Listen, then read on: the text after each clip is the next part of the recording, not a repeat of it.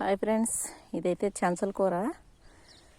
ఈ చేను దున్నారనమాట. దున్నితే చూడండి ఎంత బాగా వచ్చిందో. అంతా కూడా చెంచల కూర, గురుగు, ఇంకా చాలా రకాల గడ్డి జాతులు ఉన్నాయి. గురుగులో 2 రకాలు ఉన్నాయి, చూపెడతా చూడండి. దీని మీద ఒక సామెత ఉంది కూడా. ఇది ఒక గురుగాకు ఇలా ఉంటుందన్నమాట. గురుగు చెట్టు ఇది. ఇప్పుడు కాలం పిల్లలకు అసలు తెలియదు. దీన్ని కూడా కూర వండుకుంటారు. దీని మీద ఒక సామెత ఉందన్నమాట.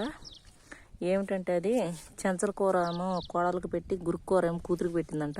ఇది ఇలా తుంపితే వచ్చేస్తుంది, అంత నవనవలాడుతూ ఉంటుంది గురుగు.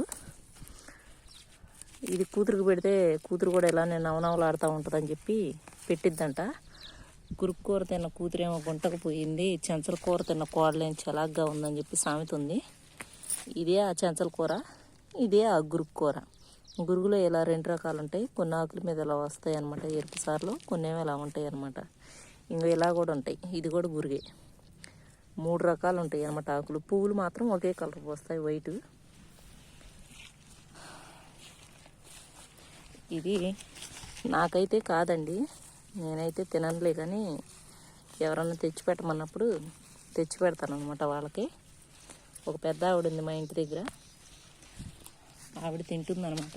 ఆవిడ కొంచెం తెచ్చిపెట్టరా అని అడిగింది నన్ను, అందుకనే ఆవిడకి తీసుకెళ్తున్నాను.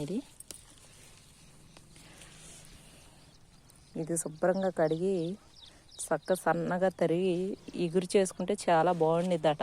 నేనైతే ఎప్పుడు తినలేదు, నేను ముందుగానే చెప్తున్నాను. కానీ చాలామంది తింటారు దీన్ని. అయితే ఇగురేసుకుంటారు, పులుసు కూర కూడా తింటారండి దీన్ని. బాగుండిద్దట. చూద్దాం, నేను కూడా ట్రై చేస్తా.